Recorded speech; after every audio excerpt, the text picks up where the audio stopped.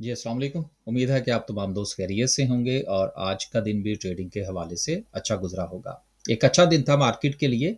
1780 points जो हैं वो आज मार्केट ने ऐड किए और मार्केट की जो सबसे आज अच्छी बात रही वो ये थी कि कल भी जिस चीज़ की तरफ हमने इशारा किया था कि मार्केट के पास जो इस वक़्त सपोर्ट है वो 95,000 की है। अपसाइड मूवमेंट जो है, जो कि अक्सर हम अपनी वीडियो में डिस्कस करते हैं और ख़ास तौर पर मेरी जो स्ट्रैटेजी है वो तो है ही यही कि हमने सपोर्ट को लेकर चलना होता है। सपोर्ट को लेकर चलने का मकसद ये होता है कि अगर मार्केट या एक शेयर जो है वो एक सर्टेन लेवल से नीचे आता है, तो हम मार्केट से अपने आप को समेटने की कोशिश करेंगे। क्योंकि मेरी स्ट्रैटेजी के मुताबिक ये है कि मार्केट ने आपको कितना प्रॉफ़िट देना है, ये मार्केट के हाथ में है। ये मार्केट के ऊपर डिपेंड करता है। लेकिन आपने कितना लॉस बर्दाश्त करना है या कितने परसेंट प्रॉफिट से आपने एग्जिट करना है, ये आप पर डिपेंड करता है। तो अपनी-अपनी स्ट्रैटेजी जो है वो यकीनन हमें फॉलो करनी चाहिए। तो हम तो ज़्यादातर सपोर्ट की तरफ ध्यान रखते हैं, ऊपर की तरफ फिर मार्केट की मर्ज़ी है कि मार्केट जो है वो जितने पॉइंट्स आपको दे दे। तो बहरहाल अच्छी बात ये है कि मार्केट अपने 95,000 के एक साइकोलॉजिकल लेवल को सपोर्ट कर रही है। 1780 पॉइंट्स रफली 2000 पॉइंट्स भी अगर हम इसको कहें तो यकीनन कह सकते हैं, क्योंकि मार्केट ने जो अपना हाई बनाया 97,000 रफली 500 का था और उसी के करीब जो है वो मार्केट ने क्लोजिंग दी है। अगर हम सर्किट ब्रेकर की बात करें तो आज भी मुख्तलिफ सेक्टर की मुख्तलिफ कंपनीज जिसमें फर्टिलाइजर सेक्टर ने लीड किया। टीबीएल आज अपर कैप हुआ, हमारी रिकमेंडेशन में था, आज सुबह हमने इसको बाय किया। इसके साथ हमारे 2-3 शेयर और थे, वो इंशाल्लाह आगे चल के डिस्कस करते हैं। फार्मा का सेक्टर अभी भी मार्केट को सपोर्ट कर रहा है। फर्टिलाइज़र की बात हो चुकी। इसके अलावा दीगर सेक्टर्स जो हैं, उसमें भी मिला-जुला सा रुझान है। बहुत ज़्यादा जो परफॉर्मेंस है सेक्टर वाइज़ वो हमें देखने को नहीं मिल रही। खबरों का सिलसिला जो है वो जारी है। कल भी हमने डिस्कस किया था कि खान साहब के हवाले से जो एक बात थी कि अगर वो बाहर तशरीफ़ लाते हैं तो मार्केट के ऊपर एक नेगेटिव इम्पैक्ट आ सकता है। देखिए, वजह ये है कि खान साहब के आने से हमें क्या परेशानी है, मसला ये है कि एक सेंटिमेंट चल रहा होता है किसी भी चीज़ का। अब मार्केट में जो सेंटिमेंट है उसको हम लिंक इसके साथ ज़रूर करेंगे। उसकी वजह ये है कि जो पॉलिटिकल स्टेबिलिटी होती है, गो के फ़िलहाल भी स्टेबिलिटी तो नहीं है, लेकिन अगर वो बाहर तशरीफ़ लाते हैं तो इनस्टेबिलिटी में इज़ाफ़ा होगा, एक चीज़। और दूसरी चीज़ ये है कि मार्केट ने जितनी परफ़ॉर्मेंस हमें 1 साल के अंदर दिखा दी, मोर देन 1 ईयर, रफ़ली मार्केट जो है वो डबल हो चुकी है, डबल से भी ऊपर जा चुकी है। अब ऐसी सूरत-ए-हाल में मार्केट को एक सॉलिड रीज़न चाहिए करेक्शन करने के लिए। तो उस करेक्शन के नतीजे में जिस वक़्त आपको शेयर्स जो है वो सस्ते दस्तयाब हों, तो फिर आप उससे फ़ायदा उठाइएगा। और मुझे तो कुछ दोस्तों ने कल मैसेजेस किए और उन्होंने कहा जी कि आप तो बहुत ज़्यादा इस चीज़ के ऊपर डिस्कस करते हैं। अब तो जो दूसरे दोस्त वीडियो बनाते हैं उन्होंने भी इस चीज़ की तरफ इशारा करना शुरू कर दिया है कि खान साहब अगर बाहर आते हैं तो मार्केट के ऊपर नेगेटिव इम्पैक्ट होगा। तो यकीनन जो पीटीआई वाले दोस्त हैं वो इस चीज़ को बहुत माइंड करते हैं और वो इसको मार्केट के साथ रिलेट नहीं करते। जबकि मार्केट के साथ अगर फ़र्ज़ कीजिए, मैं यहाँ पर एक छोटी-सी एग्ज़ाम्पल देता चलूँ फिर हम आगे चलते हैं। अगर कल को हमें ये न्यूज़ मिलती है कि हुकूमत और पीटीआई जो है उन्होंने आपस में हाथ मिला लिया है, तो मार्केट आपको मज़ीद परफ़ॉर्म करती हुई नज़र आएगी। तो बेसिकली इसको हम सिर्फ़ और सिर्फ़ मार्केट के पॉइंट ऑफ व्यू से देखते हैं, बाकी हमारा इसके साथ कोई ताल्लुक नहीं है। आगे चलते हैं जी, लोअर कैप की बात करते हैं तो लोअर कैप में एज़ सच कुछ नहीं है। हमारी जो आज की सिचुएशन रही माशाल्लाह ठीक थी, पीआईए चल गया हमारा, पेस चल गया, टीबीएल चल गया, इसके अलावा वेव्स ऐप चल गया, इसके साथ हमने जो था वो कल बाय किया था एएसटीएल वो चल गया, जीएचएनआई हमारा ठीक चल गया आज, तो सूरत-ए-हाल जो थी वो माशाल्लाह से ठीक रही। यहाँ पर एक चीज़ जो है वो और मैं गुज़ारिश करता चलूँ कि हमारे इस वक़्त जो ग्रुप्स हैं वो 2 हैं। एक ग्रुप वो है जिसमें हम डेली की बुनियाद पर बाय सेल की कॉल दे रहे होते हैं और इसके साथ जो दूसरा ग्रुप है हमारा, वो है कि जिसमें हम बात कर रहे होते हैं स्विंग ट्रेड के हवाले से। अब ये स्विंग ट्रेड का जो ग्रुप है इसमें बहुत कम हम बात करते हैं, लेकिन आज मैं ज़रा थोड़ी इसके ऊपर बात करता चलूँ। ये उन दोस्तों के लिए हमने ग्रुप बना रखा है जो कि ज़्यादा टाइम नहीं दे सकते। तो फिर ऐसी सूरत में क्या होता है कि हमने उनका ग्रुप ही अलहदा कर दिया है। अब हम इसमें किस तरह से कॉल देते हैं, आज ज़रा इसके ऊपर जो है वो हम को 2 मिनट लगाएँगे ताकि जो दोस्त अहबाब हैं वो इससे फ़ायदा किस तरह से उठा सकते हैं। अब यहाँ पर 2-3 कॉल्स हैं जो मैं आपके साथ शेयर करता हूँ जो कि हमने माज़ी में दी थी। मसलन 8-11 को 8-11 ये हमने डेट लिखी है। इस तरह से कॉल जो है वो ग्रुप के अंदर शेयर की जाती है, जो कि स्विंग की कॉल होती है। उसमें बाय की रेंज लिखी होती है, ये जेएससीएल की कॉल थी। उसके साथ उसके टीपी लेवल्स लिखे होते हैं, साथ में उसका स्टॉप लॉस मेंशन होता है, साथ में वो डेट मेंशन होती है जिस दिन हमने वो कॉल शेयर की होती है और साथ में ये चार्ट होता है।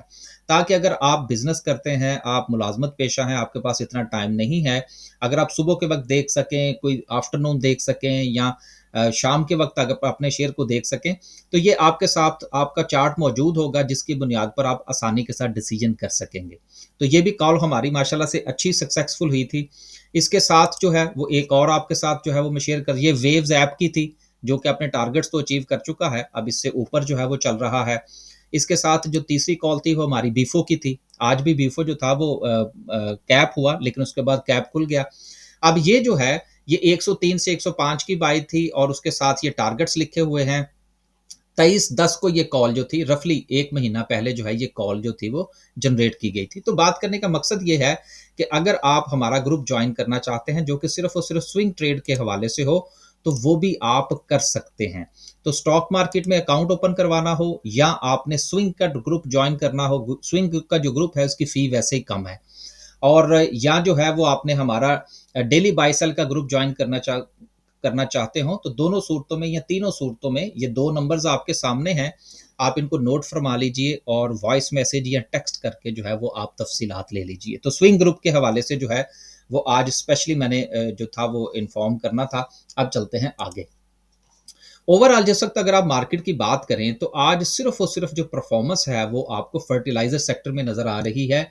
1100 सवा 1100 पॉइंट्स जो हैं वो सिर्फ़ फर्टिलाइज़र के हैं। बाकी जो सेक्टर्स हैं उनमें जो पॉइंट्स आए हैं वो देखा-देखी आए हैं। जिस तरह से कि मैं गुज़िश्ता 2 वीक से आपसे गुज़ारिश कर रहा हूँ कि कोई एक आध शेयर जो है वो परफ़ॉर्मेंस दे देता है और देन उसके साथ जो है वो मार्केट को सहारा मिल जाता है। कभी सिस्टम आ जाता है, कभी लकी आ जाता है, कभी एफएफसी आ जाता है। तो आज तो बहरहाल एफएफसी के साथ जो दीगर फर्टिलाइज़र के शेयर्स थे उन्होंने भी परफ़ॉर्मेंस दिखाई है। लेकिन दूसरी तरफ अगर आप देखें तो आप देखें आज जो है वो आईटी सेक्टर नहीं चला, आज जो है वो फार्मा नहीं सॉरी आज जो है वो हमारा पावर जनरेशन को ख़ास नहीं चला, सीमेंट में भी कुछ ख़ास सिचुएशन नहीं देखने को मिली, बैंकिंग सेक्टर में देखने को नहीं मिली। दूसरी तरफ फूड जो है वो कुछ इतना अच्छा नहीं चला। कल जो था वो आपको कोलगेट ने परफ़ॉर्मेंस दे दी थी। तो ये बात करने का मकसद ये है कि इस वक़्त जो सिचुएशन है वो बड़ी गू-मगू का शिकार है। तो आपने अपनी जो स्ट्रैटेजी है उसको क्लैरिटी के साथ लेकर आगे चलना है, एम्बिग्विटी को ख़त्म करना है और जो प्रॉफ़िट टेकिंग का लेवल आपने ज़हन में बनाया हो, वहाँ पर आपने कुछ ना कुछ प्रॉफ़िट टेकिंग करनी है।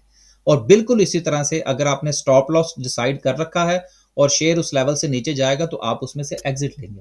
अब आज भी हमने near to the market closing जो है वो 2 शेयर खरीदे हैं। देखेंगे इंशाल्लाह कल क्या बनता है। अपनी-अपनी स्ट्रैटेजी के मुताबिक चलें। कैंडलस्टिक जो है इंशाल्लाह लास्ट पे डिस्कस करेंगे। अगली खबर जो है वो थट्टा सीमेंट के हवाले से है, जो कि थट्टा जो है वो दिन दुगनी और रात चौगुनी तरक्की कर रहा है। तो अब यकीनन उनके जो कंपीटिटर्स हैं उन्होंने जो है वो इसके ऊपर कहा जी कि इनका प्लांट बंद हो रहा है।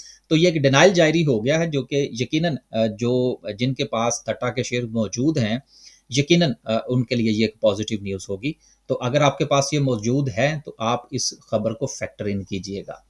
अगली खबर जो है वो आईएमएफ के हवाले से है कि जिसने पाकिस्तान के लिए 1 अरब डॉलर जो है वो क्लाइमेट फंड के हवाले से पॉजिटिविटी दिखाई है कि पहले रिव्यू के बाद जो है ये मिल जाएँगे। देखिए हमने जैसे भी मैनिपुलेट किया, जैसे ही हमने जो है वो रौला-शौला डाला तो ये हमारा हक बनता था। चलें कुछ ना कुछ मिल गया ना।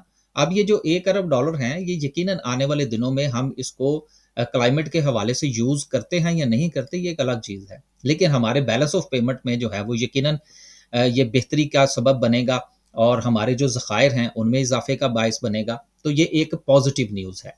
इसके साथ आपको याद होगा कि कुछ दिन पहले हमने बैंकिंग सेक्टर के हवाले से खबर पढ़ी थी कि बैंकों के ऊपर जो इज़ाफ़ी जो टैक्स लगने जा रहा था, जिसके लिए उन्होंने इस्लामाबाद हाई कोर्ट से स्टे ले लिया। अब ये जो स्टे था बेसिकली इसके पीछे क्या राज़ था कि बैंकों ने जैसे ही स्टे मिला, बैंकों ने अपनी परफ़ॉर्मेंस बेहतर की और अपने मामलात बेहतर कर लिए और अपना जो एडीआर है वो बेहतर कर लिया। अब उसकी बुनियाद पर क्या होगा कि बैंकों के ऊपर लगने वाला जो इज़ाफ़ी टैक्स है, वो उससे बैंक्स जो है वो बच जाएँगे। अब ये 2 खबरें हैं। नंबर 1 बैंकों का खब जो है वो टैक्स से बचना और नंबर 2 हमारे टैक्स कलेक्शन में मज़ीद कमी। क्योंकि अगर बैंक्स ये काम नहीं करते तो टैक्स आएगा और टैक्स आएगा तो हमारे लिए जो टारगेट्स हैं टैक्स कलेक्शन के वो बेहतर हो जाएँगे। अब यहाँ पर अगर हम बैंकिंग सेक्टर के पॉइंट ऑफ व्यू से देखेंगे तो ये पॉज़िटिव न्यूज़ है। लेकिन अगर हम ओवरऑल इकोनॉमी की बात करेंगे, टैक्स कलेक्शन की बात करेंगे क्योंकि ऑलरेडी जो है वो आईएमएफ हमसे थोड़ा-सा नाराज़ है और हमने उसको बहुत यकीन दहानियाँ करवाई हैं कि नए साल से हमारी जो ज़राअत के ऊपर जो टैक्स है, वो भी हम बाकायदगी से लेंगे और दीगर अपने जो मामलात हैं वो भी बेहतर करने की कोशिश करेंगे, टैक्स कलेक्शन को बढ़ाएँगे। जबकि जो हमारी क्वार्टर ऑन क्वार्टर की बुनियाद पर जो टैक्स कलेक्शन है वो टारगेट अचीव नहीं हो रहे।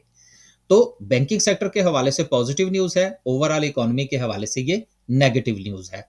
लेकिन चूँकि बैंक्स जो हैं वो जिस वक़्त इस टैक्स से बचेंगे, तो बैंकिंग सेक्टर में हमें थोड़ी-सी जो बेहतरी है, वो नज़र आ सकती है।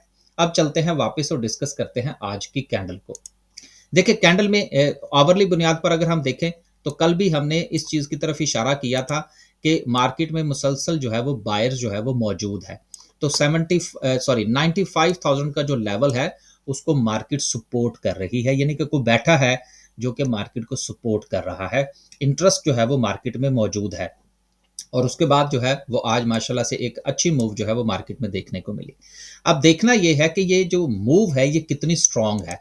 अब चूँकि मैं जो है वो ज़्यादातर ये इंडिकेटर्स यूज़ नहीं करता, मैं तो प्रोबेबिलिटी और मार्केट साइकोलॉजी और प्राइस एक्शन के पॉइंट ऑफ व्यू से जो है वो चीज़ों को अंडरस्टैंड करने की कोशिश करता हूँ। अगर हम इसको थोड़ा-सा डे की बुनियाद पर देखें, तो आज पॉइंट्स तो बहुत अच्छे हैं मार्केट में, लेकिन जितने पॉइंट्स हैं, उसको जिस वक़्त हम कोरिलेट करते हैं आज के वॉल्यूम के साथ, तो वॉल्यूम नहीं है। वॉल्यूम मार्केट को उतनी जो है वो मोमेंटम फ़राहम नहीं कर रहा जितना कि उसको करना चाहिए।